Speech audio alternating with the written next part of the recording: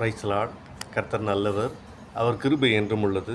இந்த காலை பொழுதிலே கர்த்தராக இயேசு கிறிஸ்துவின் நாமத்தினாலே உங்களை சந்திப்பதில் மிகுந்த சந்தோஷம். கர்த்தருடைய நாமம் மாத்திரம் மகிமைப்படுவதாக. இந்த நாளிலே நாம் தியானிக்கப் போகிற வசனம் தானியேல் 3ஆம் அதிகாரம் 17 மற்றும் 18 முடிய ஜீவனுள்ள தேவனுடைய வார்த்தைகள்.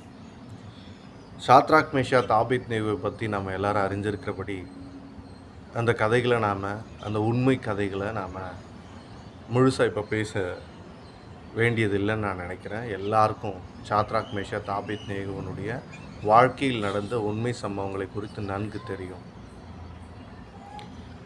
அந்த சூழ்நிலை மத்தியில் அவர்களை எரிகிற சூளையில் போட்டாகணும் அப்படின்னு சொல்லி இந்த ராஜா கட்டளையிடுகிறார்.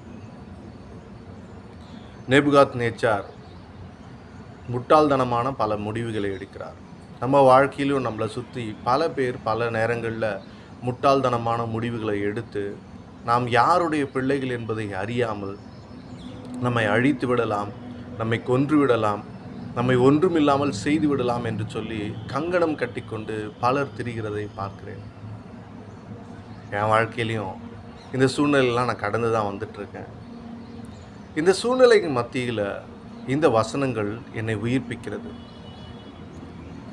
பெரிய நெருக்கடி, பல மனிதர்களுடைய ஏமாற்றம், பல மனிதர்களால் கைவிடப்பட்ட நிலையில், பல மனிதர்களுடைய துரோகத்தினால், பல மனிதர்களுடைய ஏதோ ஒரு எதிர்பார்ப்பிற்குரிய காரியத்தினால், ஏமாற்றத்தினால், நம்பிக்கைக்குரியவர்களுடைய ஏமாற்றத்தினால், உறவுகளுடைய ஏமாற்றத்தினால், நண்பர்களுடைய தந்திரத்தினால் பல நேரங்களிலே நாம் பாதிக்கப்பட்டிருக்கிறோம்.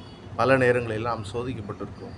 இது எல்லாவற்றையும் கடந்து வேலை செய்கிற ஸ்தலங்களில் முதலாளியாக இருக்கட்டும், அல்லது முதலாளிக்கு கீழே உள்ள வேலையாட்களாக இருக்கட்டும், அவர்களுடைய ஒரு சார்பான காரியங்கள், ஒன் சைடு அம்பையர் வேலை பார்க்குற சூழ்நிலைகள், இவையெல்லாம் நிறைய இருக்குது இந்த உலகத்தில். இவை எல்லாமே எதற்காக இந்த பூமியில் அப்படின்னா, சோதனை சகிக்கிற மனுஷன் பாக்கியவான்.